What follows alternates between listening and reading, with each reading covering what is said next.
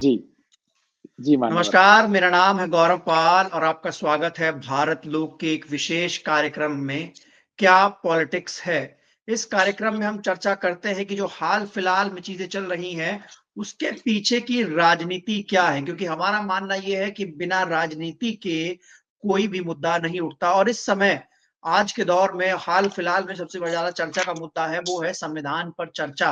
पहले लोकसभा में संविधान पर चर्चा हुई, उसके बाद फिर अब राज्यसभा में संविधान पर चर्चा हुई और राज्यसभा में जब संविधान पर चर्चा हुई तो जो गृह मंत्री अमित शाह हैं, उनके भाषण जो है वो काफ़ी वायरल है। कांग्रेस अम्बेडकर हितैषी संविधान हितैषी होने की बात कर रही है। सपा अम्बेडकर हितैषी संविधान होने की बात कर रही है। बीजेपी जो है वो संविधान हितैषी, अम्बेडकर हितैषी होने की बात कर रही है। यानी कि सभी लोगों में अम्बेडकर हितैषी होने की होड़ लगी है। आज के हमारे मेहमान हैं इंजीनियर अनिल कुमार जो कि एक अम्बेडकराइट हैं, बहुजन चिंतक हैं। इनसे हम बात करेंगे कि आखिर ये लोग सब दल जो एक समय तक बाबा साहब के खिलाफ खड़े थे, बाबा साहब को इन लोगों ने संसद नहीं जाने दिया, आज वो अपने आप को इतना बड़ा अम्बेडकर हितैषी क्यों साबित करें? सर स्वागत है आपका बहुत-बहुत भारत लोक में। जय भीम गौरव जी, आपका अभिनंदन और भारत लोक चैनल का बहुत-बहुत अभिनंदन और भारत लोक चैनल के दर्शकों का भी बहुत-बहुत अभिनंदन। जय भीम। सर, मेरा पहला सवाल आपसे ये रहेगा कि संविधान पर चर्चा जो इस समय सदन में हो रही है, उसको आप किस तरीके से देखते हैं कि लोकसभा में और राज्यसभा में दोनों में संविधान की चर्चा चल रही है और बड़े-बड़े भाषण वहाँ से दिए जा रहे हैं, कैसे आप इसको देखते हैं? गौरव जी, ये मनुवादी पार्टियों को जो संविधान में विश्वास नहीं रखते और उनके जो नेता लोग आज भारत की आजादी के 75 साल के बाद अब क्यों चर्चा कर रहे हैं? ये बहुत महत्वपूर्ण प्रश्न आपने किया है। ये चर्चा कभी पहले क्यों नहीं हुई? पहले क्यों नहीं हुई? उसके पीछे एक बहुत बड़ा कारण है, बहुत बड़ी साजिशें हैं और वो साजिशें अगर भारत की जनता अगर जान जाए, तो वो अच्छी तरह से इस परिप्रेक्ष्य को समझेगी। जैसे जिन ताकतों ने संविधान बनाने में जो बाबा साहब संविधान निर्माता हैं, जिन पार्टियों ने मनुवादी विचारधारा की पार्टियां मैं कहूंगा, उसमें बीजेपी, कांग्रेस, सपा से लेकर जितनी भी टीएमसी वाम से जो टीएमसी वामपंथी से लेकर के आरजेडी, जेडीयू, जितनी भी भारत की पार्टियां मैं कह रहा हूं, आप पार्टी से लेकर के जितनी भी पार्टियां हैं, जो भारत को हिंदुस्तान कहते हैं, जो जो भारत के संविधान की पहली आर्टिकल नहीं मानती हैं, बोलते तो हैं वो संविधान को मानते हैं, शपथ भी लेते हैं। वो कुछ तो ईश्वर के नाम पे शपथ लेते हैं, वो शपथ ही संविधान के नाम पे शपथ भी नहीं लेते कुछ एमएलए और एमपी लोग। तो वो पार्टियां आज संविधान की बात क्यों कर रही हैं? वो बाबा साहब क्यों चिल्ला रही हैं? ये एक बहुत महत्वपूर्ण प्रश्न है। इन सभी पार्टियों का अगर इतिहास देखा जाए, तो इन पार्टियों ने संविधान निर्माता बाबा साहब, उसमें खासकर कांग्रेस और बीजेपी 2 पार्टियां प्रमुख हैं।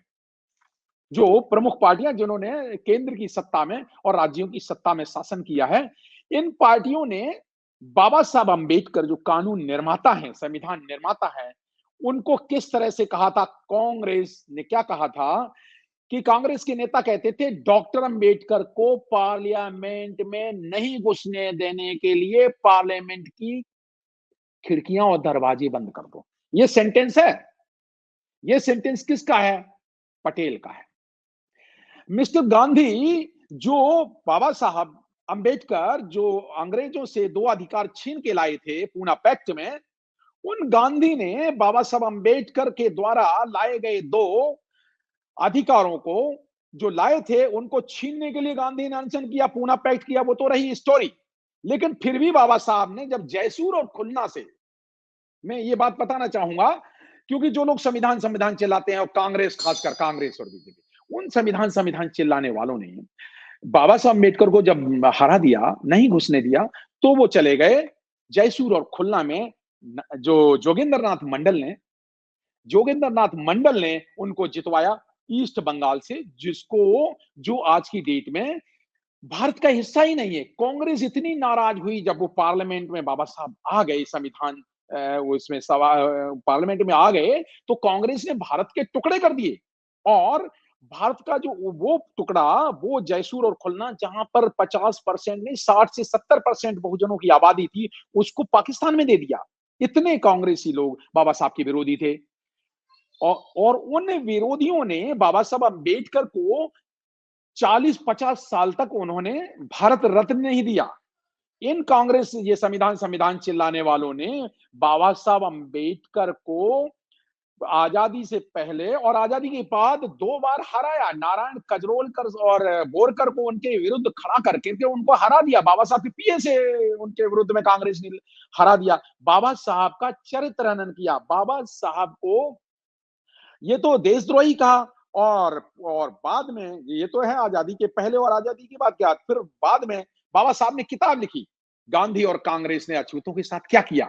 ये क्यों लिखी बाबा साहब ने किताब? लेकिन चलिए, सर ये तो पहले की बाबा साहब की बात। आजकल तो मैं आपको रोकना चाहूंगा, लेकिन इस समय तो राहुल गांधी जो हैं वो अपने आप को सबसे बड़ा दलित हितैषी, पिछड़ा हितैषी बताते हैं, संविधान हितैषी बताते हैं, हाथ में संविधान की कॉपी रखते हैं, एकलव्य की बात सदन में करते हैं कि एकलव्य ये का अंगूठा कैसे द्रोणाचार्य ने काट लिया। गौरपाल जी, ये बहुत बढ़िया बात आपने कही, लेकिन इस प्रश्न को थोड़ा सा और पहले मैं और भूमिका थोड़ी सी बनाऊंगा। बाबा साहब के बाद फिर मान्यवर काशीराम साहब जब आते हैं, तो काशीराम साहब का भी विरोध किया। इन्होंने वामसेप को तोड़ा, सीआईए के एजेंट कहा, उसके बाद में आरपीआई के टुकड़े टुकड़े कर दिया, दलित पैंथर बहुजन आंदोलन खत्म कर दिया। इन्होंने मान्यवर काशीराम साहब के खिलाफ रामविलास पासवान नाम का नेता पैदा किया। इन्होंने बाबा साहब के खिलाफ जगजीवन राम नाम का पैदा किया। उसके बाद बहन मायावती जी के खिलाफ ताज कॉरिडोर किया, चरित्र हनन किया। मैं ये कहना चाह रहा हूं कि पूरी बहुजन लीडरशिप को खत्म करने की बात कही, और आज कह रहे हैं। यस, अब आता हूं आपके प्रश्न पर कि अब ये राहुल गांधी जी तो संविधान उठाए हुए फिरते हैं।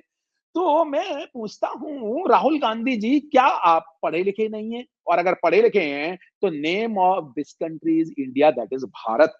मैंने संविधान को पढ़ा भी है, मैंने लॉ भी पढ़ा है। तो उसमें पहली आर्टिकल तो संविधान के पहले पेज पर पढ़ते हैं अगर राहुल गांधी और ये बीजेपी और कांग्रेस वाले, तो कतई, और सपा वाले कतई नहीं संविधान को मानते। अगर मानते तो छोड़ो, जब जानेंगे तभी तो मानेंगे।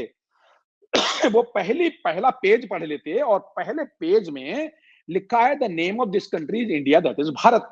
और ये लोग हिंदुस्तान कहते हैं। इसका मतलब ये कांग्रेस के राहुल गांधी तो भारत मानते ही नहीं। तो पहली आर्टिकल ही नहीं मानते, तो क्या संविधान की बात करेंगे? दूसरी बात, ये कांग्रेस वाले जो आज ये क्यों वोट लेने के लिए कर रहे हैं, इन्होंने आर्टिकल 15(4), 16(4) और आर्टिकल 331, 32, उस पे मैं बहुत सारे आरक्षण पे मैं नहीं जाना चाहूंगा। लेकिन क्या कांग्रेस ने बाबा साहब का दिया हुआ आरक्षण भरा है? नहीं भरा है। क्या कांग्रेस ने एससी, जो शेड्यूल्ड कास्ट कंपोनेंट एक्ट का पैसा है, आता है हर विधानसभा और लोकसभा के द्वारा, एससी एसटी कंपोनेंट फंड का पैसा है, वो हर राज्य में कांग्रेस, बीजेपी, आप पार्टी, सभी पार्टियां दिल्ली में पूरा का पूरा पैसा हजम कर जाती हैं।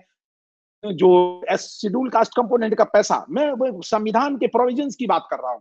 मैं जो शिक्षा के दिए हुए अधिकार की बात कर, क्या वो अधिकार में, चाहे जो शिक्षा के अधिकार था, वहां पे सारी सीटें भरी?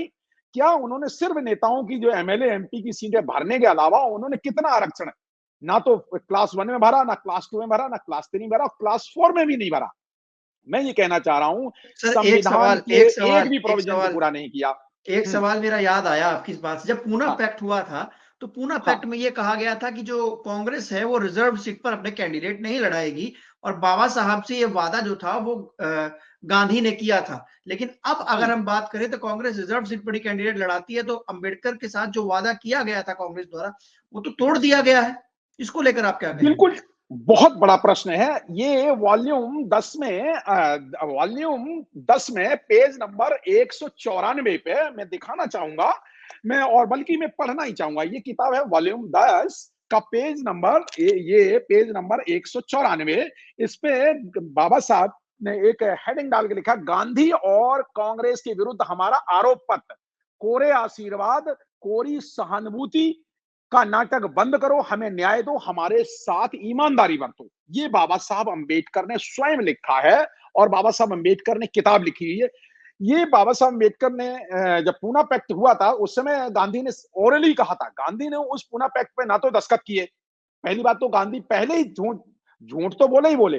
गांधी ने पूना पैक्ट पे दस्तखत नहीं किए, मदन मोहन मालवीय और अन्य लोगों से करवा दिए, क्योंकि गांधी शुरू से ही ईमानदार नहीं थे। पहले वो उससे वो एक वोट का तो अधिकार छीन लिया वहां से। तब बाबा साहब अम्बेडकर ने कहा मैं रसीला फल लाया था, और कांग्रेसियों ने वो फल जो गांधी ने रस से चूस लिया और छिलका शूद्रों के मुंह पे मारा है। ऐसी बात बाबा साहब ने कही थी। बाबा साहब ने कहा था 10 साल बाद हम रिव्यू करेंगे। जब 1942 में बाबा साहब अम्बेडकर ने रिव्यू करने के लिए, जब आंदोलन पूना पैक्ट को रिव्यू करने के लिए आंदोलन की बात की, तो गांधी ने 1942 में, याद होगा गौरव पाल जी, उन्होंने दूसरा आंदोलन छोड़ दिया, अंग्रेजों भारत छोड़ो। गांधी ने अंग्रेजों भारत छोड़े का ये एक षड्यंत्र था। दरअसल ये था कि बाबा साहब अम्बेडकर पूना पैक्ट से बहुत निराश थे, उन्हें बहुत दुख था, क्योंकि वहां से कांग्रेस ने वो वादा पूरा नहीं किया और कांग्रेसी लोगों के चमचे चुन चुन के आने लगे, और एक भी सच्चा लीडर नहीं, बहुजन लीडर पैदा हुआ, और कांग्रेस ने सर बहुजनों की हम लीडरशिप खत्म कर दी। सर मैं आऊंगा बीजेपी की ओर। ये तो कांग्रेस की बात हुई, लेकिन बीजेपी में जैसे हम देखते हैं कि प्रधानमंत्री नरेंद्र मोदी जब संसद जाते हैं तो संविधान को नमन करते हैं। होड़ तो बीजेपी में भी लगी है ना, बीजेपी भी अपने आप को सबसे बड़ा संविधान हितैषी कहती है और लगातार कहती है कि हम संविधान से देश को चला रहे हैं। लेकिन उसको लेकर आप क्या कहेंगे, क्योंकि भाजपा भी पीछे नहीं है इस दौड़ में, भाजपा भी अपने आप को बड़ा अम्बेडकरवादी और बड़ा संविधान हितैषी साबित करना चाहती है। ये बहुत महत्वपूर्ण प्रश्न है। इनकी कथनी और करनी में बहुत बड़ा अंतर है। आरएसएस, बीजेपी और संघ वाले, खासकर संघ और आरएसएस वालों की कथनी और करनी में बहुत भारी अंतर है। जब बाबा साहब अम्बेडकर ने संविधान लिखा तो उस समय ही इन्होंने विरोध किया था। ये अपना हिंदू राष्ट्र बनाने के एजेंडा शुरू से 1925 से चलाए हुए, और दरअसल ये 2025 आ गया। ये तो इनका तो एजेंडा सीधा सीधा है कि भाई इसको तो हिंदू राष्ट्र डिक्लेयर करने की बात करते हैं, इनके नेता भी कहते हैं। इनके तो ये नाटक करते हैं, मोदी जी नाटक करते हैं, पार्लियामेंट में संगोल खड़ा करते हैं। देखिए, मैं इनके नाटक को सिलसिलेवार बताना चाहूंगा। इन्होंने आरक्षण पूरा खत्म कर दिया, रिजर्वेशन इन प्रमोशन की तो चर्चा ही बंद कर दी कांग्रेस और बीजेपी ने। देखिए, आरक्षण 4 तरह का था। आरक्षण शिक्षा में था, आरक्षण नौकरियों में था, आरक्षण रिजर्वेशन एंड प्रमोशन था, और आरक्षण चौथा पार्लियामेंट में एमएलए एमपी की सीटों पे था। तो एक एमएलए एमपी की सीटों के अलावा 3 आरक्षण इन्होंने पूरी तरह से खत्म कर दिए हैं। इन्होंने बेच करके सेक्टर्स को प्राइवेट सेक्टर में दिए जा रहे। तो मोदी ने तो पूरा प्राइवेट सेक्टर लिबरलाइजेशन, प्राइवेटाइजेशन और ग्लोबलाइजेशन जो कांग्रेस ने शुरू किया था, उसको मोदी ने 100% पूरा करके सरकारी डिपार्टमेंट बेच बेच करके सत्यानाश कर दिया, रिजर्वेशन खत्म कर दिया। मोदी ने देश का जो संविधान की प्रेम्बल में लिखा है भाईचारा, यहां पर हिंदू मुस्लिम दंगे करवा रहे हैं। घृणा की जो भाईचारा सद्भावना जो संविधान की प्रेम्बल है, we the people of India, हम भारत के लोगों की तो चर्चा ही नहीं हो रही है। वो तो चर्चा किसकी हो रही है? हिंदू राष्ट्र की हो रही, कभी हिंदू मुस्लिम की हो रही, भारत के लोगों की चर्चा ही नहीं हो रही है। भारत के लोगों को तो गरीब बना दिया है, भारत के लोगों की नौकरियां छीन ली हैं, भारत के लोगों का मान सम्मान छीन लिया है, महिलाओं का मान सम्मान छीन लिया है, नौकरी छीन ली है, रोजगार छीन लिया है, सबका व्यवसाय छीन लिया है, कोई भी किसानों की जमीन छीन ली है। बचा क्या है गौरव जी? बीजेपी ने तो इस देश के फैब्रिक को बिल्कुल खत्म करने की बड़ी भारी षड्यंत्र, और वो तो हिंदू राष्ट्र, उनके नेता कहते हैं हम तो इसको हिंदू राष्ट्र बनाएंगे, और 2/3 400 से ऊपर 400 पार करके वो तो कहते हैं हम तो हिंदू राष्ट्र डिक्लेयर करेंगे। तो जब यहां पर संविधान में बात है भारत, मोदी भारत तो कहते हैं, वो तो हिंदू कहते हैं, हिंदू राष्ट्र और हिंदुस्तान हिंदुस्तान चिल्लाते हैं इनके, तो चाहे वो कांग्रेस हो या बीजेपी। ये तो रही बात नामकरण की, मैं कुछ इनके कार्यों की बात कर रहा हूं। इन्होंने कार्य किया, बेटी बचाओ बेटी पढ़ाओ। बेटियों पे कितने बलात्कार हुए, कितने अलीगढ़ कांड, हाथरस कांड से उन्नाव कांड, मणिपुर कांड, कितने कितने हजारों कांड डेली होते हैं, कोई चर्चा का विषय नहीं। सवाल बेटू बचाओ तो शिक्षा पे शिक्षा तो तब देंगे जब शिक्षा छीन के इतने हजारों हजारों 50,000 से ज्यादा स्कूल बंद कर दिए, प्राइमरी स्कूल बंद कर दिए, कैसे शिक्षा देंगे? ये कहते कुछ हैं, इनकी कथनी और करनी में बहुत भारी अंतर है। न्याय व्यवस्था में जी, देखिए कितने सुप्रीम कोर्ट के जज, हाई कोर्ट का जज वो कह रहा है, इलाहाबाद हाई कोर्ट का जस्टिस बैठ करके कह रहा है, कहते हैं अब तो ये तो बहुजन जो देश की बहुसंख्यक आबादी के हिसाब से देश चलेगा। ये क्या है मामला? और जो मोदी ने उन लोगों के खिलाफ क्या एक्शन लिया, उन एमपी प्रज्ञा सिंह जैसे, जो प्रज्ञा ठाकुर जैसी एमपी के खिलाफ कुछ कदम तो उठाए नहीं। जो भारत के संविधान को नहीं मानते, जो भारत देश के संविधान को नहीं मानते, जिन्होंने संविधान जलाया, उनका क्या हुआ? उन्हें जेल में क्यों नहीं डाला?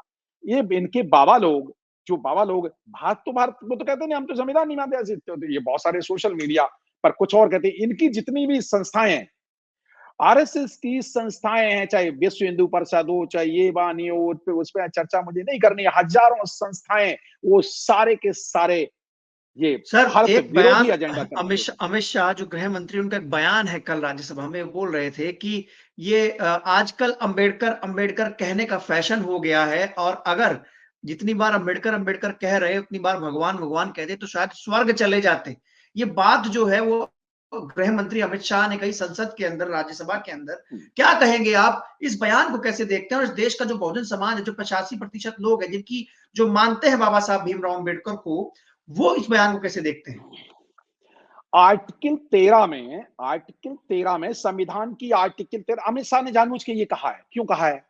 इसलिए कहा है कि बाबा साहब अंबेडकर ने संविधान की आर्टिकल 13 के द्वारा उन्होंने कहा है कि जितनी भी कुरीतियां, जितनी भी जो मान्यताएं, जितने भाग्य भूत भगवान और ये सारी की सारी जितनी भी धारणाएं, जो गैर बराबरी सी की धारणाएं हैं, उन सब धारणाओं और जितने भी क्रियाकर्मों कलापों को भगवान, इन सब को आर्टिकल 13 में बाबा साहब अम्बेडकर ने खत्म कर दिया।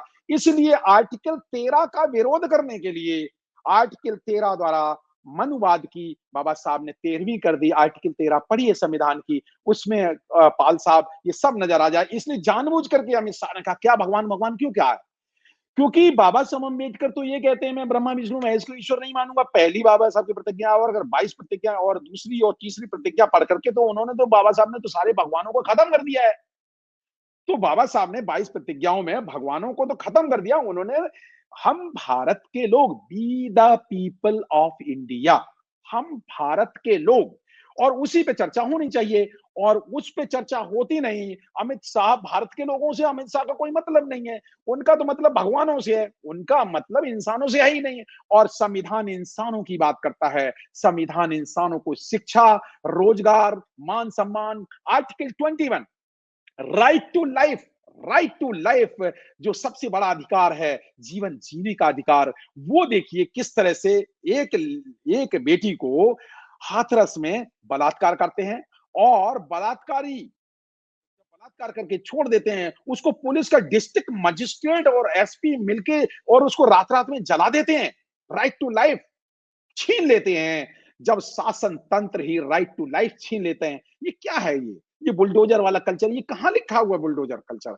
ये ऐसा कहीं, ये अन्याय, इन्होंने संविधान की धज्जियां उड़ा दी हैं। इन्होंने न्यायपालिका की धज्जियां उड़ा दी। इन्होंने इन्होंने कार्यपालिका की धज्जियां उड़ा दी। इन्होंने मीडिया तंत्र की धज्जियां उड़ा दी। इन्होंने संविधान की धज्जियां उड़ा दी।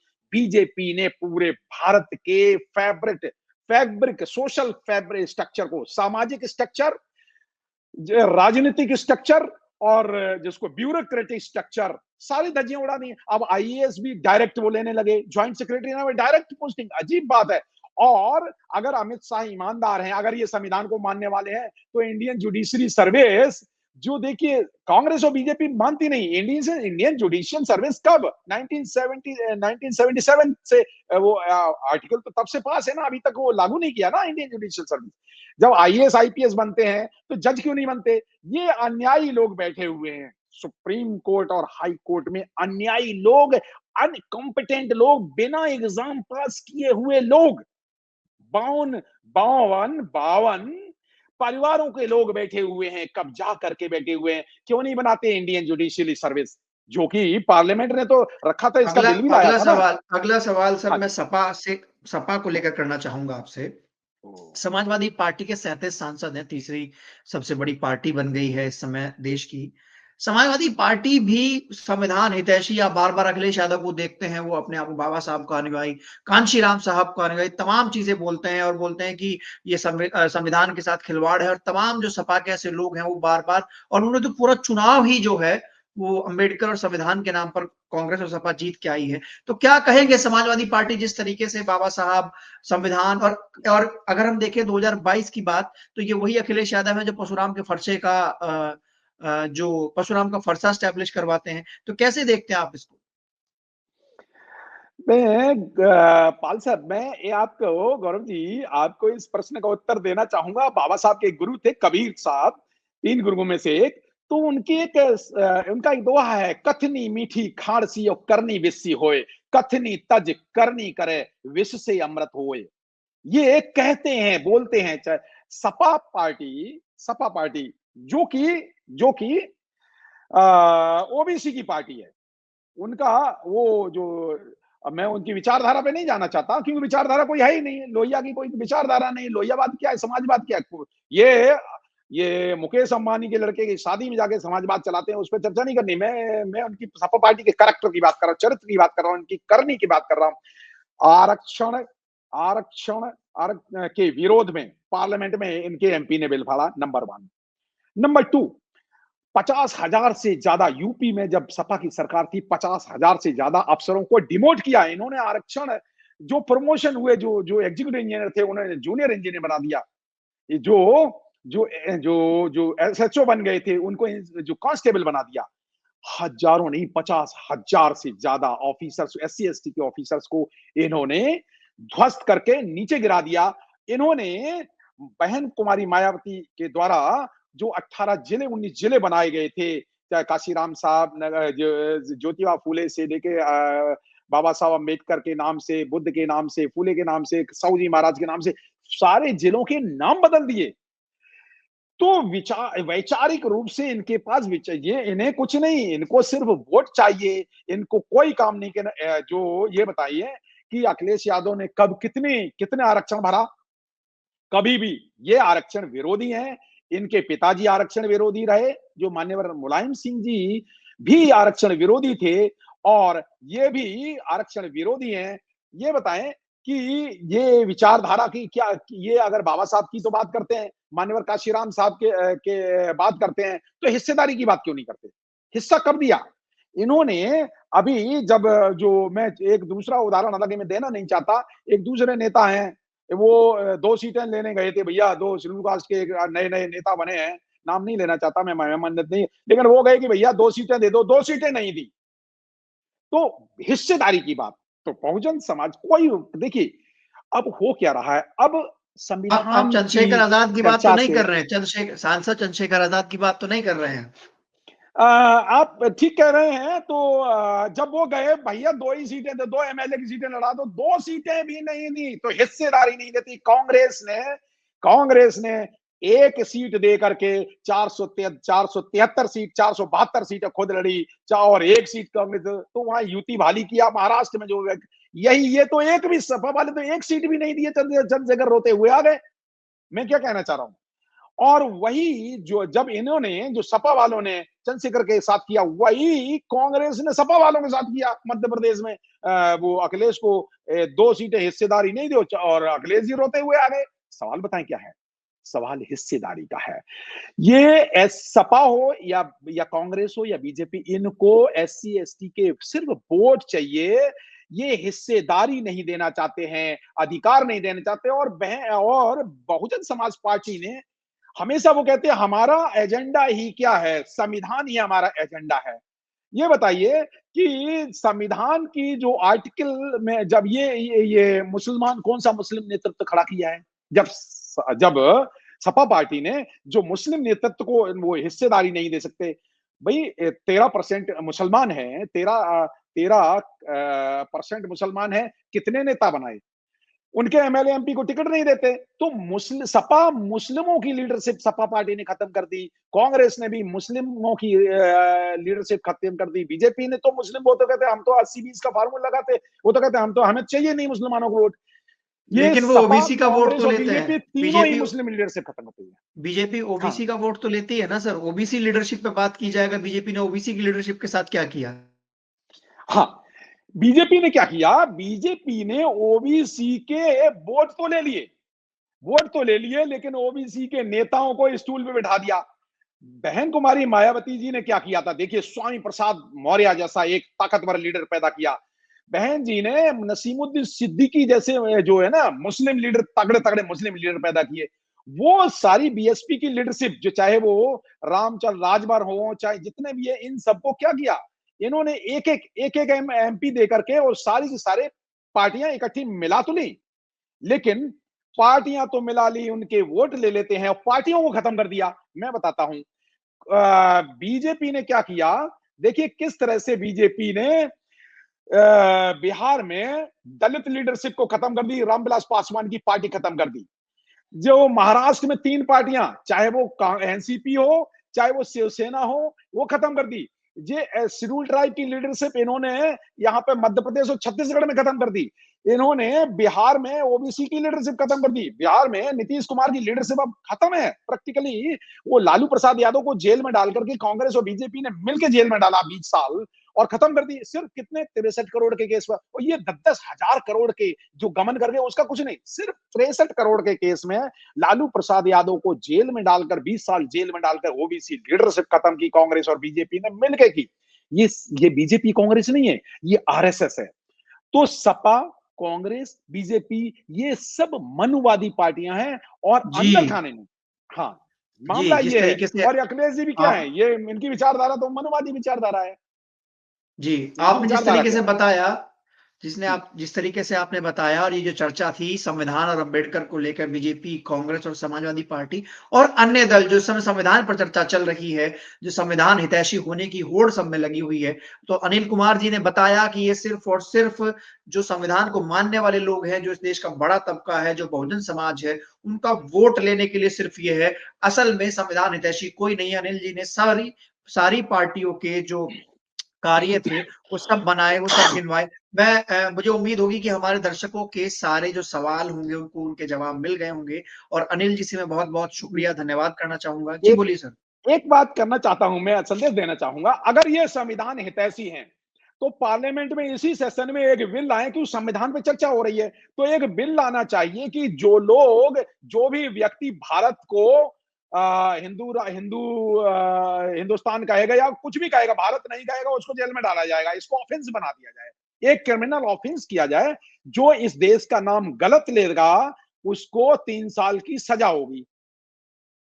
जी, अगर अगर ये संविधान माने सारी पार्टियां से, मेरा ये चैलेंज है उनको, सपा को, कांग्रेस को, बीजेपी को चैलेंज, अगर ये मानते हैं संविधान को तो ये इसी सेशन में एक बिल ले आए कि जो संविधान का अपमान करेगा, जो इस देश का अपमान करेगा, भारत नहीं कहेगा, तो पता चला इन पार्टियों के नेता मोदी जी अंदर चले जाएंगे, अमित शाह अंदर चले जाएंगे, सारे ये जितने एमपी बैठे हुए ना पार्लियामेंट में, इनमें से 525 में से कम 500 एमपी जेल में हो जाएंगे, क्योंकि 500 लोग जी। ये भारत कहते ही नहीं है, तो हिंदुस्तान कहते हैं।